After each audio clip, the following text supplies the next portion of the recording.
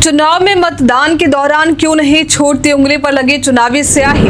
क्या आसानी से मिल सकती है चुनाव में इस्तेमाल किए जाने वाली स्याही? इस चुनावी स्याही का कौन करता है निर्माण? किसे है इस स्याही को खरीदने का अधिकार? नमस्कार, मैं दिव्या, स्वागत है आपका आज के इस वीडियो में। देश में लोकसभा के चुनाव की तैयारी तेजी से चल रही है। चुनाव आयोग मतदाता को जागरूक करने की कोशिश कर रहे हैं। अगर आप वोट देने गए होंगे तो आपने देखा होगा कि मतदान करने वाले मतदाताओं के बाईं हाथ के तर्जनी उंगली पर नीली स्याही लगाई जाती है। ये नीली स्याही इसलिए लगाई जाती है ताकि फर्जीवाड़ा को रोका जा सके, यानी कोई दोबारा वोट डालने की कोशिश भी ना कर सके। आपकी उंगली पर नीली स्याही का लगा होना इस बात का सबूत है कि आपने वोट दिया है। यदि ये नीली स्याही आम स्याही की तरह ही होती तो इसे काफी आसानी से हटाया जा सकता था, लेकिन चुनाव के दौरान ऐसी नीली स्याही का प्रयोग होता है जिसे 72 घंटे तक हटाना मुमकिन नहीं होता।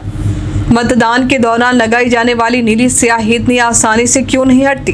क्या चुनाव में इस्तेमाल होने वाली नीली स्याही लोगों को और भी अन्य जगहों पर आसानी से मिल सकती है? इस नीली स्याही का निर्माण कहाँ और किसके द्वारा किया जाता है? ऐसे और भी कई मुद्दों पर आज हम आपको बताएंगे। तो चलिए सबसे पहले हम जानते हैं कि आखिर क्यों इतनी आसानी से नहीं हटती है ये चुनाव की नीली स्याही। दरअसल इस स्याही को बनाने के लिए सिल्वर नाइट्रेट केमिकल का इस्तेमाल होता है। इस केमिकल के कारण इसे त्वचा से 72 घंटे तक हटाना मुमकिन नहीं होता। मतदान के दौरान जब भी आपकी त्वचा पर इसे लगाया जाता है, इसके 2 सेकंड के अंदर ही त्वचा पर ये एक अमीट दाग बना देता है।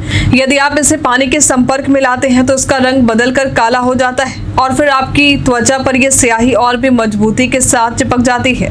इस स्याही को बनाने के लिए इस्तेमाल किया जाने वाला नाइट्रेट त्वचा पर मौजूद नमक के साथ सिल्वर क्लोराइड बनाता है। इस स्याही को आप ठंडे या गर्म पानी, अल्कोहल, ब्लीच या नेल पॉलिश रिमूवर किसी से भी नहीं हटा सकते हैं।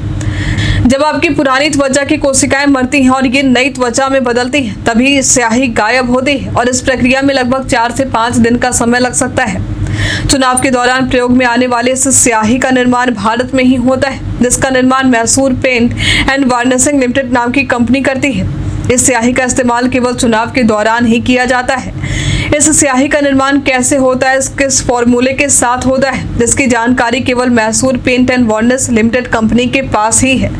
आज तक इस कंपनी ने इसे सार्वजनिक नहीं किया है कि कैसे स्याही का निर्माण करते हैं। साथ ही ये स्याही आपको इतनी आसानी से कहीं और भी नहीं मिल सकती है, क्योंकि ये कंपनी चुनाव में प्रयोग होने वाले इस स्याही को रिटेल में नहीं बेचती है। इस स्याही की खरीद केवल सरकारी या चुनावी एजेंसियां ही करती हैं। हालांकि देश के अलावा इस चुनावी स्याही को विदेशों में भी भेजा जाता है। इस चुनावी स्याही का प्रयोग हमारे देश में वर्ष 1962 से हो रहा है। इस स्याही के प्रयोग से पहले कई बार शिकायतें मिलती थी कि उनकी जगह पर कोई और जाकर मतदान कर रहा है और कई अन्य फर्जीवाड़े सामने आ रहे थे, जिसके बाद चुनाव आयोग ने इस स्याही के प्रयोग का फैसला लिया। कंपनी ने अपने एक बयान में बताया था कि वर्ष 2019 में उसे लोकसभा चुनाव के लिए विभिन्न राज्यों और केंद्र शासित प्रदेशों में इस चुनावी स्याही की 25.98 लाख से भी अधिक शीशियों के ऑर्डर मिले थे, जिसकी कीमत 36 करोड़ रुपए के करीब में थी। आज के लिए फिलहाल इतना ही। कि आपको पहले ये जानकारी थी, हमें कमेंट करके जरूर बताएं। हमारे साथ बने रहने के लिए आपका धन्यवाद।